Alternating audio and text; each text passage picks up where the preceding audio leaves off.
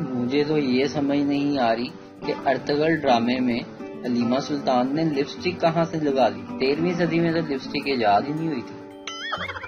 ایک شاعر بیچارہ غربت سے تنگ آ کر ڈاکو بن گیا. بینک میں ڈاکہ ڈالنے گیا اور بولا عرض کیا ہے تقدیر میں جو ہے ملے گا. ہینڈز اپ. کوئی اپنی جگہ سے نہیں ہلے گا. اپنے کچھ خواب میری آنکھوں سے نکال دو. جو کچھ بھی ہے جلدی سے اس بیگ میں ڈال دو. بہت کوشش کرتا ہوں تیری یاد کو بلانے کی. خبردار کوئی ہوشیاری نہ کرے پولیس کو بلانے کی. دل کا آنگن تیرے بن ویران پڑا ہے. جلدی کرو میرا ساتھی باہر پریشان کھڑا ہے. ایک مہمان کو پورا ہفتہ دال کھانے کو ملی. وہ تنگ آ گیا.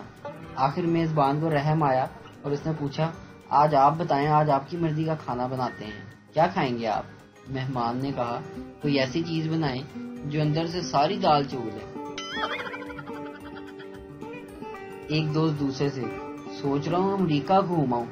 دوسرا کتنا پیسہ لگے گا؟ پہلا کچھ بھی نہیں. دوسرا وہ کیسے؟ پہلا سوچنے کے لیے پیسے نہیں لگتے یار.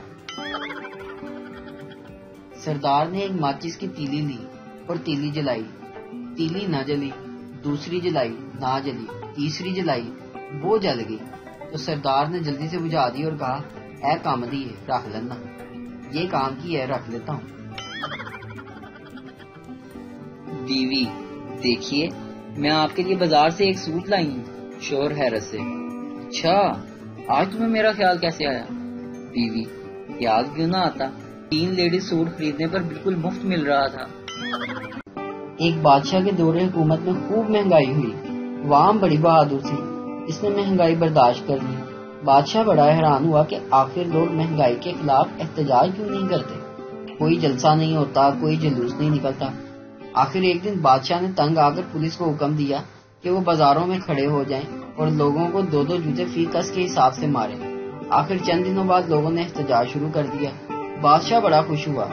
پھر اس نے جلوس کے شرکا میں سے ایک وفد سے ملاقات کی اور ان سے ان کا مطالبہ پوچھا. تو جواب ملا بادشاہ سلامت, آپ نے جو پولیس چوراہوں میں کھڑی کی ہے اس سے ہمارا ٹائم بہت ضائع ہوتا ہے. برائے مہربانی ہر گلی کے کونے میں پولیس کی تعداد بڑھا دیں تاکہ ہمارا وقت بچے. ایک آدمی کا گزر جنگل سے ہوا تو یہ دیکھ کر حیران رہ گیا کہ بیچارہ شکاری ایک جنگلی ریچھ سے گتھم گتھا ہے. کبھی وہ خونخوار ریچھ طاقتور آدمی کو پٹک دیتا اور کبھی وہ جیالہ مرد ریچھ کو پچھاڑ دیتا, مگر شکاری لہو لہان ہو رہا تھا. کچھ ہی دور اس شکاری کی بیوی بندوق ہاتھ میں پکڑے ہوئے تماشا دیکھ رہی تھی. آدمی نے عورت سے کہا آپ اس وحشی کو مار کیوں نہیں دیتی؟ اس کی بیوی نے جواب دیا میں یہی سوچ رہی ہوں, مگر یہ کام وہ ریچھ ہی کر دے تو زیادہ بہتر ہے. ایک صاحب بڑی تیزی سے گھر میں داخل ہوئے اور اپنی بیگم کو کمرے میں لے جا کر بولے بیگم دروازے اور کھڑکیاں سب بند کر دو, کھڑکیوں کے پردے بھی گرا دو اور لائٹ بند کر دو. بیگم نے ان کے حکم کی تعمیل کی تو وہ صاحب اپنی بیوی کو کونے میں لے گئے اور کلائی آگے کرتے ہوئے بولے دیکھو بیگم میری نئی گھڑی اندھیرے میں کیسے چمک رہی ہے. سچا دوست وہی ہوتا ہے جو روزانہ باقاعدگی سے آپ کی بے عزتی کرے, ورنہ پیار تو محبوبہ بھی کر ہی لیتی ہے جناب. ہاں اگر مزید بے عزتی کروانی ہے تو شادی کر لیں. دولت کی اہمیت نہ ہوتی تو لڑکیوں کے خوابوں میں صرف شہزادے ہی کیوں آتے؟ کبھی کسی لڑکی کو کہتے ہوئے سنا ہے کہ میرے خوابوں کا موچی مجھے لینے آئے گا؟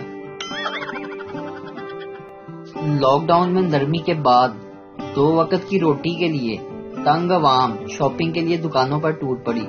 کورونا وائرس نے ہاتھ کھڑے کر دیے. ازدواجی زندگی تب ہی کامیاب ہو سکتی ہے جب میاں بیوی ایک دوسرے کی بات کو ایسے سمجھیں جیسے میڈیکل سٹور والا ڈاکٹر کی لکھی ہوئی پرچی سمجھتا ہے. بازاروں میں اتنا رش, رونا بھی اس کو دیکھ کر شرمندہ ہو رہا ہے کہ ذرا بھی میری سیلف ریسپیکٹ نہیں. اللہ ہی اس قوم کو بچا سکتا ہے. بیوی شوہر سے دیکھو جی جب میں کام کر رہی ہوں تب رومانٹک نہ ہوا کرو. کام کرتی ہوئی ماسی بولی بیگم صاحبہ میں بھی صاحب کی حرکت سے بڑی تنگ ہوں. 3 انجینئر ایک ٹیڑھے میڑھے پائپ میں ایک تار ڈالنے کی ناکام کوشش کر رہے تھے. ایک دیہاتی بوڑھا ان کو 5 دن سے دیکھ رہا تھا. ایک دن بزرگ نے کہا بیٹا میں آپ کی مدد کر دیتا ہوں۔ انجینئر بولے ہم UET کے ٹاپرز ہیں، جب ہم یہ کام 5 دن میں نہیں کر سکے تو آپ کیسے کریں گے؟ دیہاتی بولا موقع تو دو۔ انجینئر نے کہا لو آپ بھی کوشش کر لو۔ دیہاتی نے کھیتوں سے ایک چوہا پکڑا، اس کی دم پر تار باندھ کر پائپ میں چھوڑ دیا۔ چوہا دوسری طرف سے نکل آیا۔ تب ان کو احساس ہوا کہ ڈگری کی کوئی اہمیت نہیں جب تک دماغ نہ ہو۔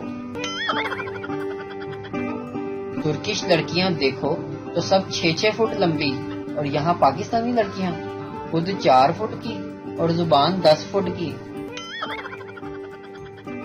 ماسٹر صاحب نے 50 سال کی عمر میں شادی کی۔ ایک دن فرماتے ہیں کہ جب میں 20 سال کا تھا تو ڈائری میں 30 ایسی خوبیاں لکھی تھی جو میری بیوی میں ہونی چاہیے۔ وقت گزرتا گیا لیکن ایسی بیوی نہ مل سکی جس میں 30 خوبیاں ہوں۔ میں نے پوچھا ماسٹر صاحب اس کا مطلب ہے کہ آپ کو 30 خوبیوں والی بیوی مل گئی ہے؟ جواب میں بولے نہیں، مجھے ہر سال ایک خوبی کاٹنی پڑی کہ چلو یہ خوبی نہ بھی ہو تو لڑکی قبول ہے۔ کاٹتے کاٹتے 29 خوبیاں کاٹ دیں، صرف ایک خوبی رہ گئی، عورت ہو۔ پھر جا کے شادی ہوئی۔ چوزا اپنی ماں سے، ماں انسان پیدا ہوتے ہی اپنے نام رکھ دیتے ہیں، ہم لوگ ایسا کیوں نہیں کرتے؟ مرغی، بیٹا اپنی برادری میں نام مرنے کے بعد رکھے جاتے ہیں، جیسے chicken tikka, chicken roast, chicken کڑھائی، چکن ملائی بوٹی۔ کراچی کے ایک بینک میں ڈاکو لوٹ مار میں مصروف تھے کہ اچانک ان کا ایک ساتھی بینک کے باہر سے پریشانی کی حالت میں اندر آیا اور بولا ابے یار عجیب اندھی مچی ہوئی ہے، میں باہر کار میں بیٹھا تم لوگوں کا انتظار کر رہا تھا کہ کوئی گن پوائنٹ پہ مجھ سے کار اور موبائل چھین کر لے گیا ہے۔ ایک ان پڑھ لڑکی کی شادی پڑھے لکھے لڑکے سے ہو گئی۔ ایک دن اس کا شوہر کھانا کھاتے ہوئے گلے میں نوالا پھنسنے کی وجہ سے مر گیا۔ لڑکی اس کی موت پر رو کر کہہ رہی تھی ہائے وے پانی نہیں منگیا، واٹر کردہ مر گیا۔ لڑکا اپنی گرل فرینڈ کے ساتھ پراڈو میں جا رہا تھا۔ لڑکا میں نے تم سے ایک بات چھپائی ہے۔ لڑکی کون سی؟ لڑکا میں شادی شدہ ہوں۔ لڑکی اف تم نے تو ڈرا ہی دیا، میں سمجھی یہ پراڈو تمہاری نہیں ہے۔ بیوی رات کو دیر سے گھر آئی اور چپ چاپ بیڈ روم کا دروازہ کھولا تو دیکھا کہ کمبل میں 2 کی بجائے 4 ٹانگیں نظر آ رہی ہیں۔ اس نے کرکٹ کا بیٹ اٹھایا اور زور زور سے مارنا شروع کر دیا ٹانگوں پر۔ جب مار مار کر تھک چکی تو پانی پینے کے لیے کچن میں گئی تو دیکھا کہ اس کا شوہر بیٹھا وہاں میگزین پڑھ رہا تھا۔ شوہر بولا تمہارے امی ابو آئے تھے، میں نے ان کو بیڈ روم میں سلا دیا ہے، جا کر مل لینا، بہت یاد کر رہے تھے۔ نتیجہ اور کرو شک اور دیکھو ہم چینل۔